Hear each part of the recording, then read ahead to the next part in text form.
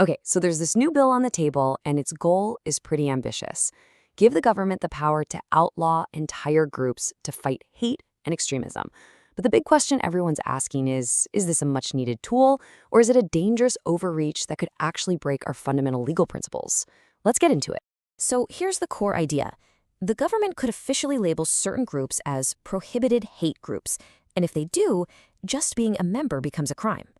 I mean, that's a huge new power. And as you can imagine, it set off some serious alarm bells with legal experts who are coming at this from completely different angles. And this is where it gets really interesting. It brings us to our two key figures. They've both taken a deep dive into this bill, but wow, their takeaways could not be more different.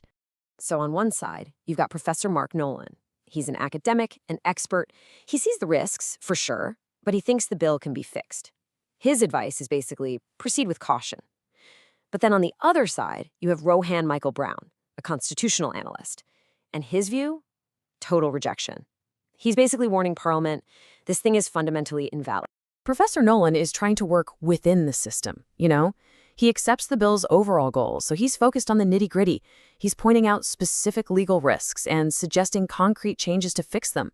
His whole mission is to make this thing workable, to salvage it. And this really gets to the heart of the whole debate. Are the problems with this bill just, well, flaws that you can patch up with a few tweaks? Or are they fatal defects that are baked into its very DNA? This is the fundamental clash between our two experts.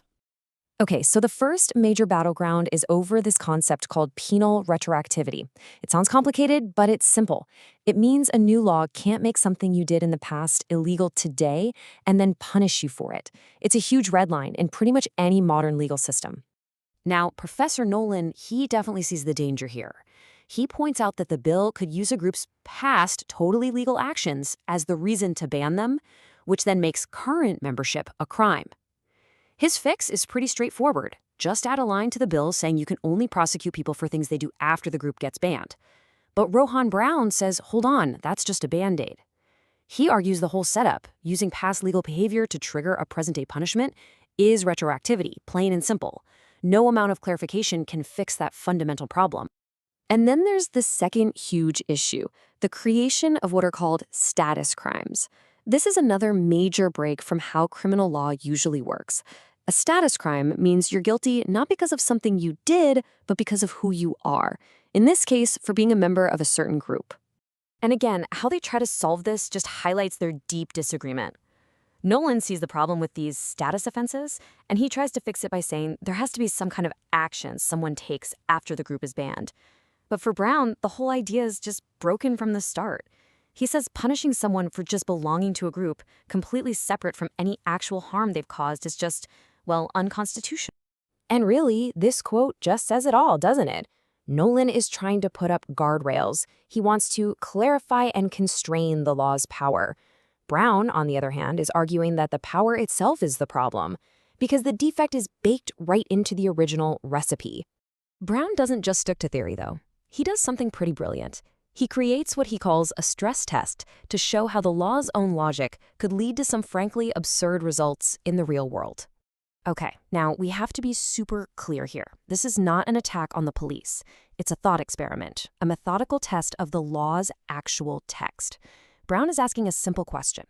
What happens if you take the bill's exact wording and apply it to an organization with a long, public, well-documented history of causing harm, like the Victoria Police? And just look at the chain reaction. Step 1, you look at decades of official reports on discriminatory harm, and you realize the bar for designation is so low it could technically be met. Step 2, the second that happens, every single serving police officer instantly becomes a criminal, a member of a prohibited group, just for wearing the uniform. Step 3, the police commissioner's job, directing the police force, that's now the crime of directing a prohibited group. And finally, Step 4, basic stuff like training recruits or funding departments becomes illegal. The entire institution is paralyzed. And that is Brown's mic drop moment, right there. The totally absurd result doesn't come from twisting the law or using it in some sneaky way. It comes from applying the law exactly as it is written. The problem isn't the person using the tool, it's the tool itself. So what do you do with these two powerful, clashing views? One person says, let's fix it, and the other says, it's beyond fixing. Where does that leave the bill? Well, it turns out it really depends on who's listening. See, if you're in a room full of politicians on a committee, Professor Nolan's approach probably sounds a lot better. He's offering practical, concrete fixes, and that's what politicians are looking for. But if this law gets passed and ends up in front of the High Court, it is a completely different ballgame. Brown's entire argument is written like a roadmap for a constitutional lawyer to follow. In fact, Brown even includes this risk matrix, basically predicting how the High Court would react. And look at the top items. He argues that the core parts of the bill, like letting the government trigger punishments without a court or getting rid of procedural fairness, have a very high chance of being struck down. And not just by one judge, but unanimously. So it all comes down to this. You have one expert saying the bill is risky, but we can save it, and the other expert saying, no, this bill is unconstitutional from the ground up, by its very design. But what's so fascinating is that these two positions aren't really contradicting each other.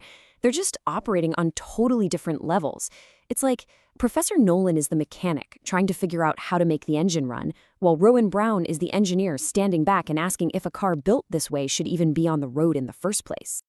And that leaves us with the ultimate question, not just for the politicians, but for all of us. We all want to fight hate and extremism, right?